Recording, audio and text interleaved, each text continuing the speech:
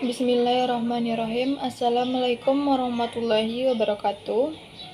Baiklah, saya akan mempresentasikan materi UTS sepengantar sejarah Islam. Soal yang pertama yaitu jelaskan yang dimaksud dengan as-sabiqun al-awwalun dan siapa saja yang termasuk ke dalam kelompok as-sabiqun al-awwalun.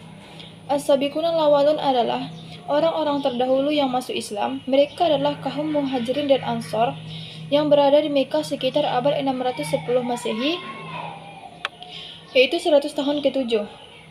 Yang termasuk ke dalam kelompok as-sabiqun al-awwalun yaitu Ali bin Abi Thalib, Zaid bin Haristan, Abu Bakar As-Siddiq, Utsman bin Affan, Zubair bin Affan, Sa'ad bin Abi Waqqas, Abdurrahman bin Auf, Talhah bin Ubaidillah, Abu Ubaidah bin Hadrah, Al-Arqam bin Abil Arqam. Soal yang kedua yaitu jelaskan apa saja yang diketahui tentang Arab pra-Islam. Sistem politik Arab pra-Islam yaitu masyarakat Arab pra-Islam tidak memiliki pemerintahan. Mereka hanya mempunyai pimpinan dan sering terjadi perang antara kaum dan suku, perang Basus, Dahis, dan Fujar. Kepercayaan Arab pra-Islam. Agama Poganis, penyembah berhala, pengundian nasib dengan anak panah di berhala Hubal. Percaya ramalan nasib, percaya orang mati rohnya mati akan menjadi hantu. Menganut agama Nasrani, Yahudi, Masehi, Watsani, Majusi, dan Sabiyah. Menyembah api, menyembah malaikat, jin, roh, dan hantu. Sosial masyarakat Arab pra-Islam. Kondisi masyarakat Arab pra-Islam sangatlah buruk. Mereka mengalami kekacauan dan kemerosotan moral, yaitu mereka suka berjudi, berzina, cabul, dan itu semua sudah rumlah dilakukan. Namun ada juga masyarakat Arab yang baik dan berbudi pekerti, baik yang suka tolong-menolong dan berkembangnya ilmu pengetahuan di masyarakat. Yang keempat yaitu ekonomi Arab pra-Islam. Mereka hidup dengan hasil ternak mereka dan hasil pertanian mereka, dan mereka mencukupi kehidupan mereka sendiri. Dan perdagangan yang dilakukan oleh kaum-kaum bangsawan. Kesenian dan budaya Arab pra-Islam. Seni budaya Arab pra-Islam yaitu berupa syair dapat menggambarkan kehidupan, budi pekerti, dan adat istiadat.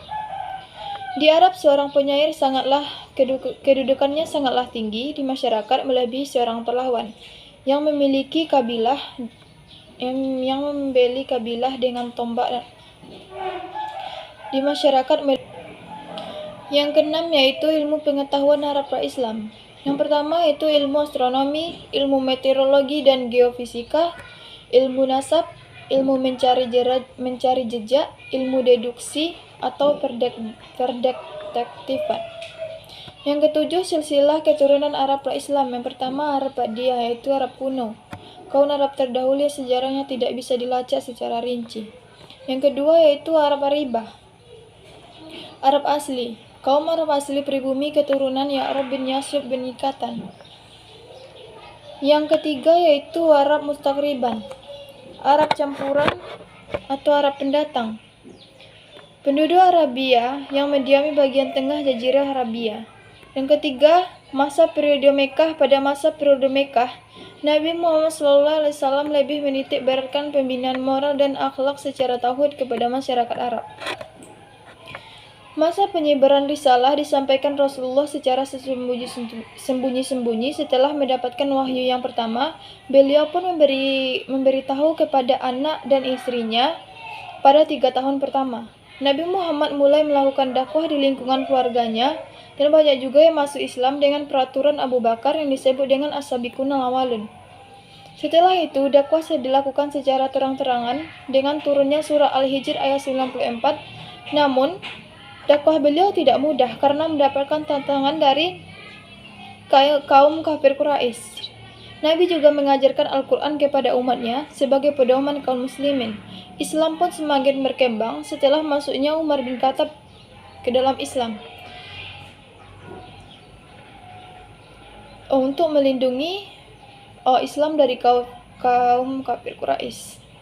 Akan tetapi, kafir Quraisy tetap keras hatinya, sehingga para pemuka suku di Mekah membuat Nabi hijrah ke Madinah.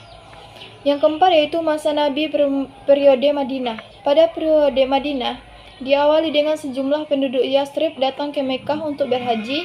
Mereka terdiri dari suku Aus dan Khazraj. Yang masuk Islam dibagi menjadi 3, yaitu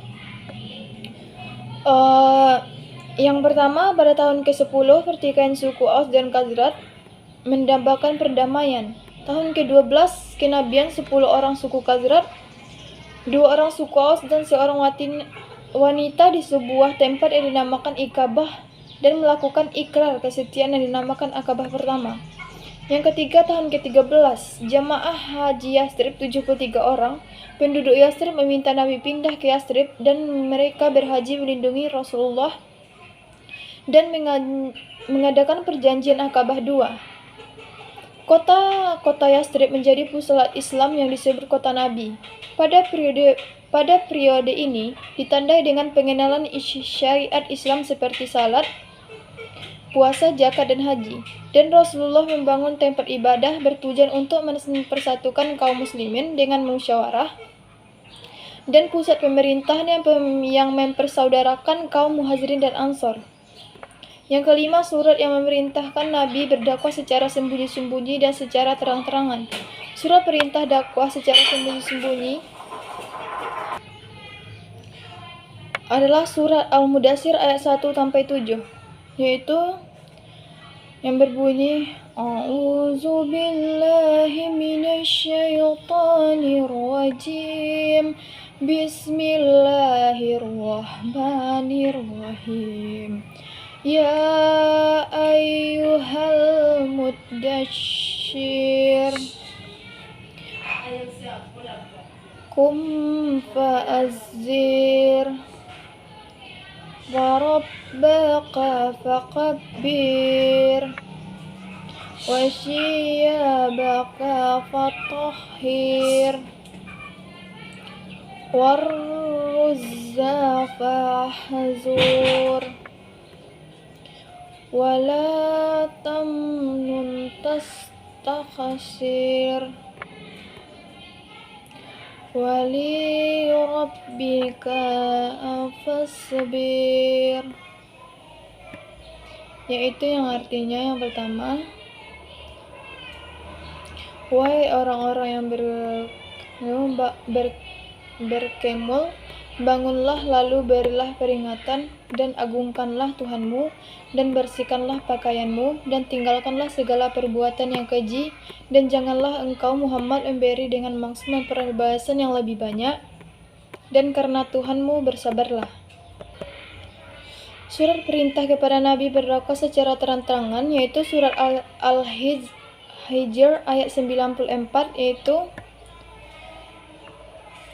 Bismillahirrahmanirrahim. Fasdaq bi sumaru wa agrid anil musrikin, yang artinya, maka sampaikanlah Muhammad secara terang-terangan segala apa yang diperintahkan kepadamu dan berpalinglah dari orang-orang yang musyrik. Sekian presentasi dari saya. Jika ada kesalahan saya mohon maaf. Wabillahi taufiq wal hidayah. Assalamualaikum warahmatullahi wabarakatuh.